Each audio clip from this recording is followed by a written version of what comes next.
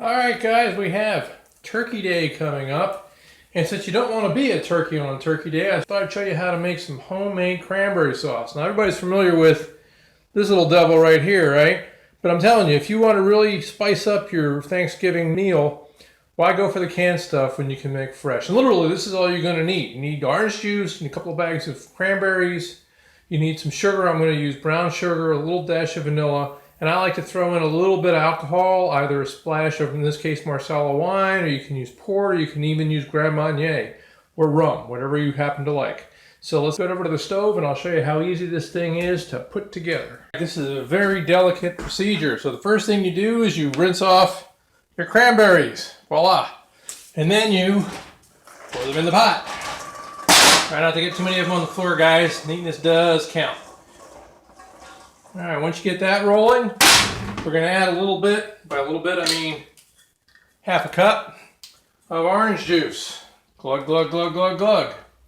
Pour the orange juice on top, fire up your stove, and away we go.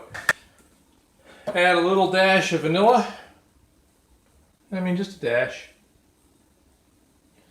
And we're going to add just a little shot of our wine.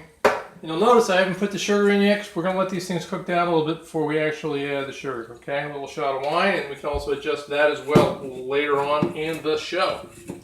Put the lid on and let these bad boys start to cook. Now you'll have to adjust your flame. You don't want to, flame broil these things. What you want to do is you're going to bring this thing up to a slow boil, and you're going to let the cranberries start to pop. And then we'll come back and I'll show you how to spice them up, how to get it ready to go, and then all you're going to do is pop it in the fridge and you're ready for Turkey Day. Be right back. This thing over a little closer so you can see it up close and personal. As you can see, it's cooked down to almost like a jelly, but unlike the one in the can, it's got some nice texture to it.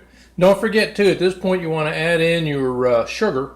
I used about, say, a quarter cup of brown sugar, and again, you can adjust the sugar, you can adjust the consistency of it by adding or subtracting liquid, but make sure you put a little sugar in there because cranberries tend to be kind of tart. And one of the other things you might want to consider if you're a health nut like I am is I'm going to add a little bit of fiber to mine. This is what's called microbe fiber. It's a fiber supplement. Again, it won't hurt it. In fact, once it mixes in, you won't even know it's there. It's just going to thicken it up a little bit more.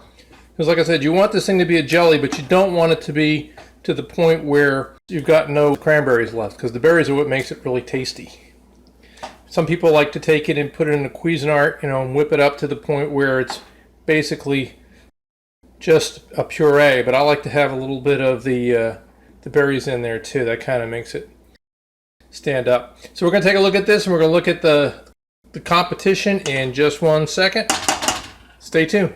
So I ask you, which one of these would you rather see with your Thanksgiving feast? This or that? The decision is yours. Have a happy Thanksgiving from Man Cave Munchies.